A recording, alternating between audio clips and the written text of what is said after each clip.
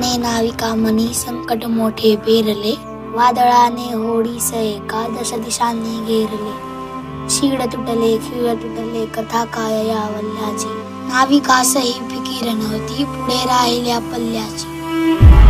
पाऊस पडला चिखल झाला नदीला आला पूर, नदीला आला पूर, नदीला आला पूर माझे पंढरपूर.